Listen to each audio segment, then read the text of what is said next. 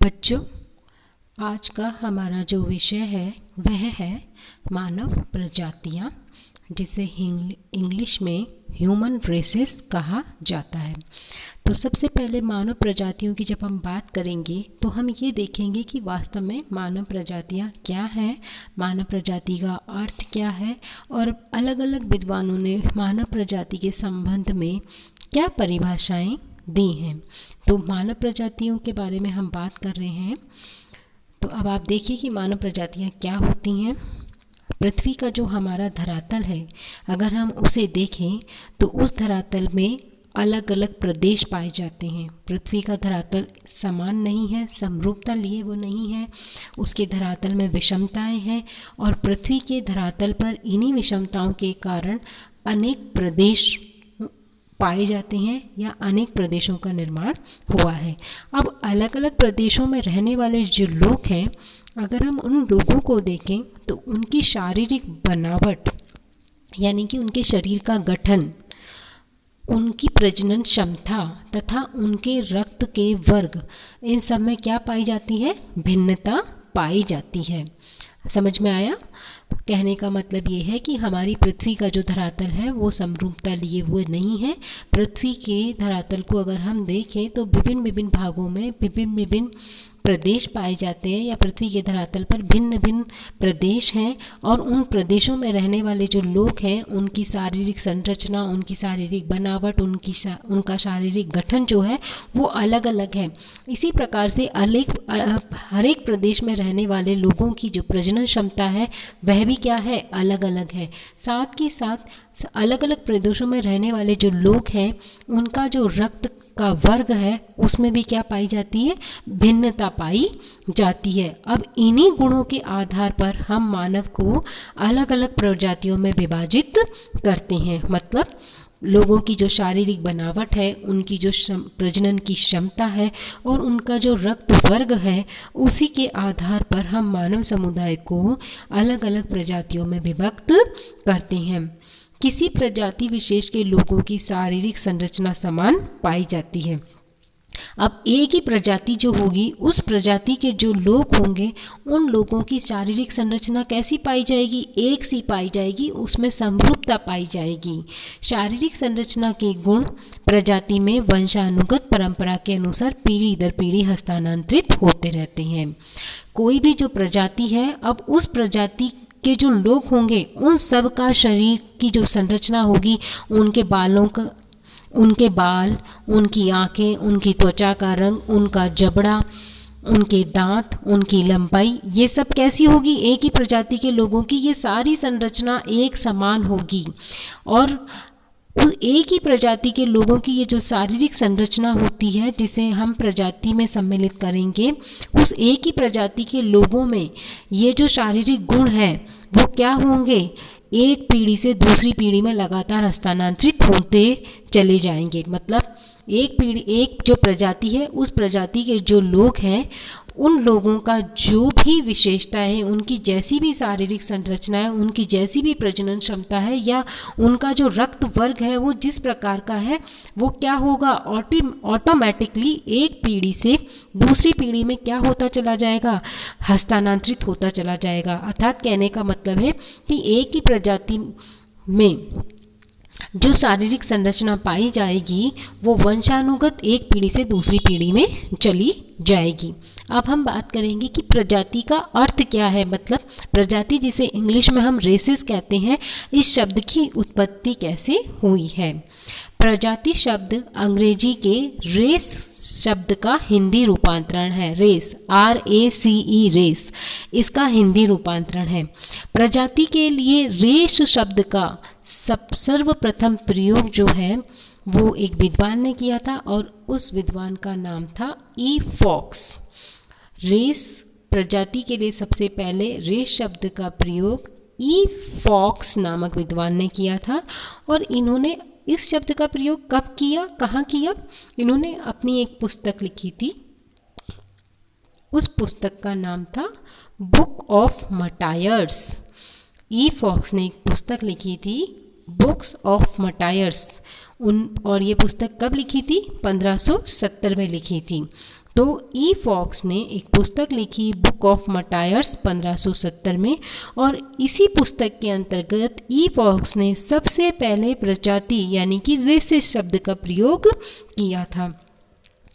इन्होंने उन लोगों को एक ही प्रजाति से संबंधित माना जिनका रक्त उनके पूर्वज के समान रहता है।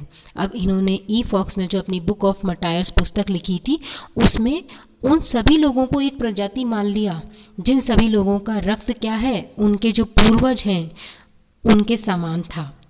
रेस शब्द की उत्पत्ति संभवतः इतावली यानी कि इटालियन, इतावली को इंग्लिश में क्या कहेंगे, इटालियन।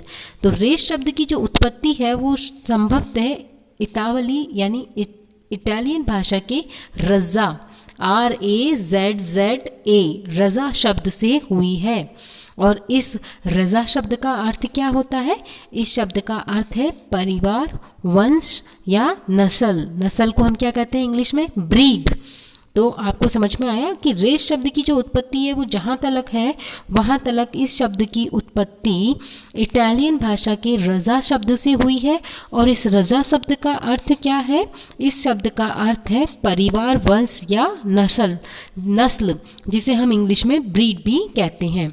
अब अलग अलग विद्वानों ने प्रजाति के संबंध में अलग अलग परिभाषाएं प्रस्तुत की हैं। जैसे अगर हम देखें तो हैडन, क्योंकि इन्होंने प्रजातियों के ऊपर बहुत अधिक काम किया है, तो हैडन की परिभाषा एक इम्पॉर्टेंट परिभाषा है यहाँ पर।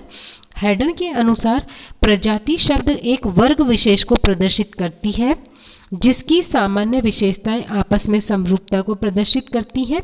यह एक जैविक नस्ल है जिसके प्राकृतिक लक्षणों का योग दूसरी प्रजाति के प्राकृतिक लक्षणों के योग से भिन्न होता है। अर्थात अब हैडन ने प्रजाति की परिभाषा देते हुए क्या कहा है? प्रजाति एक वर्ग विशेष को प्रदर्शित करती है, मतलब एक जो प्रजाति है वो एक अलग वर्ग को बताएगी जिसकी सामान्य विशेषता आपस में समरूपता प्रदर्शित करती हैं। अब जो एक प्रजाति है उस वर्ग में जो रहने वाले लोग हैं उन सभी लोगों की जो विशेषता होंगी ना वो कैसी होंगी?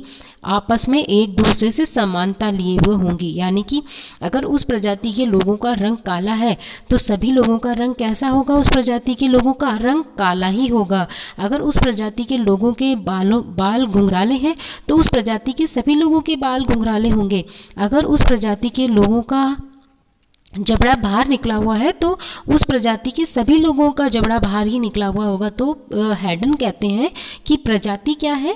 प्रजाति जो है वो एक वर्ग को प्रदर्शित करती है और उस वर्ग में जितने भी लोग आएंगे उन सब लोगों की जो सामान्य विशेषता होगी वो कैसी होगी? एक सी होगी। यह एक जैविक नस्ल है। अब उससे उन्होंने क्या कहा कि ये एक बायोलॉजिकल ब्रीड है, ये एक जैविक नस्ल है जिसके प्राकृतिक लक्षणों का योग दूसरी प्रजाति के प्राकृतिक लक्षणों के योग से भिन्न होगा। अब वो ये कह रहे हैं कि ये बायोलॉजिकल यह एक जैविक नस्ल है और इस प्रजाति के जो लक्षण हैं वो दूसरी प्रजाति के लक्षणों से पूर्णतः भिन्न होंगे। जैसे अगर हम बात करें अफ्रीकन्स की तो आप लोगों ने देखा होगा कि अफ्रीकन जो लोग होते हैं उनका रंग बिल्कुल काला होता है, उनके बाल घुंघराले होते हैं, उनका जबड़ा बाहर निकला हुआ होता है, उनके होंठ बहुत मोटे होते हैं। इसके विपरीत हम अमेरिकन्स लोगों को देखें तो अमेरिकन लोग जो हैं उनका रंग गोरा होता है, उनके बाल भूरे होते हैं, उनके होंठ पतले होते हैं, उनका जबड़ा पिचका हुआ होता है, उनका शरीर गठीला नहीं होता। तो यानी क्या हुआ? दो अलग अलग लक्षणों वाली प्रजाति आपने देख ली कि एक प्रजाति जो है उसके लक्षण एक समान है लेकिन वो दूसरी प्रजाति के लोगों से क्या है? पूर्णतः भिन्नता लिए हुए। तो हैडन भी यही कह रहे हैं कि प्रजाति जो होती है वह क्या है कि प्रजाति एक वर्ग को प्रदर्शित करती है और उस वर्ग में रहने वाले जितने भी लोग होंगे उन लोगों की जो संरचना होगी वो कैसी होगी? एक ही समान होगी। अच्छा, दूसरे वर्ग में जो लोग रह रहे हैं वो पहले वाले वर्ग से भिन्न तो है ही, लेकिन दूसरे वर्ग में रहने वाले जितने भी लोग होंगे उन सभी लोगों की संरचना उस दूसरे वाले वर्ग के लोगों से क्या करेगी? समानता रखेगी या उससे मैच करेगी। इसी प्रकार अब प्रोफेसर ब्लास ने प्रजाति के बारे में क्या कहा है?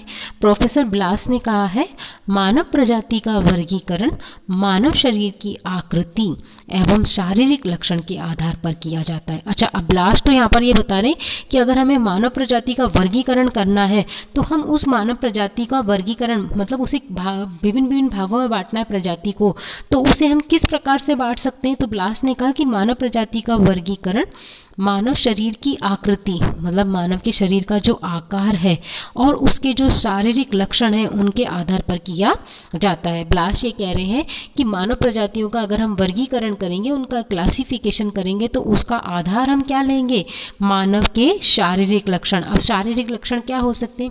शारीरिक लक्षण में त्वचा का रंग है, बालों की बनावट है ना, आँखों का आकार है, नाक की लंबाई और चौड़ाई है, जबड़ा है, शरीर का गठीलापन है, लंबाई है ना, हमारा शिरस्य सूचकांक हमारा जो सिर है उसका जो सूचकांक है, ये सभी जो है ये हमारे शारीरिक लक्षण है। मतलब हमारा रंग, हमारी त्वचा का रंग, हमारे बालों की बनावट, हमारा जबड़ा, हमारी आँख, नाक, होठ, हमारा कद, ये सब जो है ये हमारी शारीरिक बनावट है और इन्हीं बनावटों के आधार पर प्रजातियों का वर्गीकरण किया जाता है, ऐसा ब्लास ने कहा।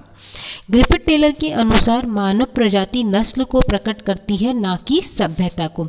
अब ग्रिफिथ टेलर एक अमेरिकन भूगोलवेता है, ब्लास फ्रांसीसी भूगोलवेता थे।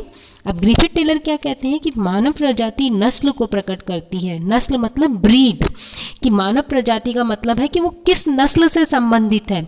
प्रजाति नस्ल को बताएगी, ना कि आपकी सभ्यता को बताएगी। प्रजाति का संबंध हमेशा किससे होगा? नस्ल से होगा, कि भाई ये जो मानव समुदाय है ये किस नस्ल से है, दूसरा जो मानव समुदाय है वह किस नस्ल से है। तो कहने का मतलब क्या हुआ कि प्रजाति जो है वो किसको प्रकट करती है? नस्ल को प्रकट करती है, ना कि सभ्यता को। तो आज का जो टॉपिक था उसमें हमने देखा कि मानव प्रजाति क्या होती है, प्रजाति का अर्थ क्या होता है और अलग अलग विद्वानों ने प्रजाति की परिभाषा क्या क्या दी है।